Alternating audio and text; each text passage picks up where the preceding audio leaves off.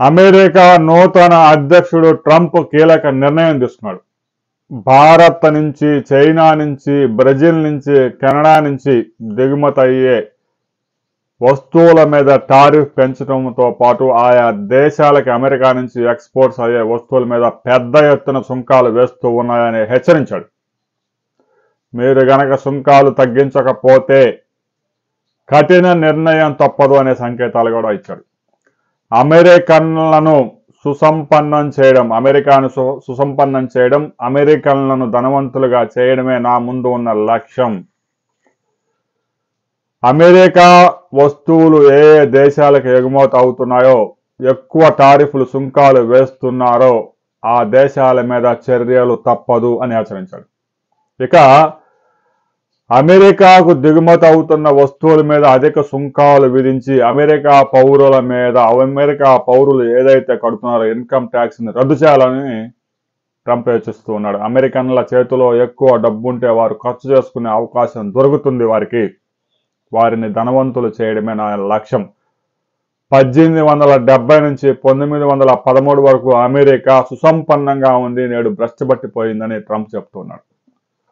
ఒకవైపు అమెరికాకి దిగుమతి అయ్యే వస్తువుల మీద టారిఫ్లు సుంకాలు పెంచడంతో పాటు ఎవరైతే అమెరికా ఎక్స్పోర్ట్స్ మీద అమెరికా నుంచి వివిధ దేశాలకు ఎగుమతి అవుతున్న ఆ దేశాలు విధిస్తున్న సుంకాలు గనక తగ్గించకపోతే చర్యలు తప్పవు అని హెచ్చరికలు జారీ చేస్తున్నాడు. అంటే అమెరికా ఎక్స్పోర్ట్ చేస్తేనే సుంకాలు తగ్గించాలట.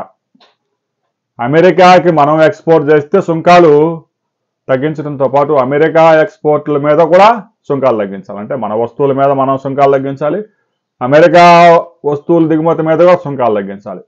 ఈ విధంగా బెదిరింపులకు పాల్పడుతూ ఉన్నాడు. మరొక వైపు దాదాపుగా ఇప్పటికే 6 లక్షల మంది అక్రమ వలసదారులను అదుపులో తీసుకున్నారు. సైనిక విమానాల్లో కుక్కి మెక్సికో, కొలంబియా, ఇండియా, చైనా దేశాలకి డంప్ చేస్తూ ఉన్నారు. ఎవరైనా రిజెక్ట్ చేస్తే నేరుగా ట్రంప్ ఆ దేశానికి చెందిన అధ్యక్షుడు ప్రధానమంత్రికి ఫోన్ చేస్తూ ఉన్నాడు. మీరు గనక మీ దేశానికి చెందిన వారిని గనక వెనక్కి పిలిపించుకోకపోతే తీవ్ర పరిణామాలు తప్పవు, జైల్లో వేస్తాము, తర్వాత ఉరిశిక్ష పడ్డా కూడా ఆశ్చర్యపడాల్సిన పని లేదు. అక్రమ వలసదారుల వల్ల గడిచిన 6 సంవత్సరాల్లో అమెరికాలో పెద్ద ఎత్తున నేరాలు పెరిగిపోయాయి, మాదక ద్రవ్యాల వినియోగం విచ్చలవిడైపోయింది, రేపులు, మానభంగాలు, దోపిడీలు, లూటర్లు పెరిగిపోయారని ట్రంప్ వ్యాఖ్యానిస్తున్నాడు. అందుకే మెక్సికో సరిహద్దు వెంట 1,00,000 మంది సైనికుల్ని మోహరించాడు. ఒక్కడు కూడా అమెరికాలోకి ఇక ప్రవేశించడానికి వీల్లేదు. ప్రతి వస్తువు అమెరికాలోనే తయారు చేయాలి. మేక్ ఇన్ అమెరికా నినాదంతో ట్రంప్ ముందుకు వెళ్తూ ఉన్నాడు. రాబోయే రోజుల్లో అమెరికాకి వెళ్ళడం కష్టమే.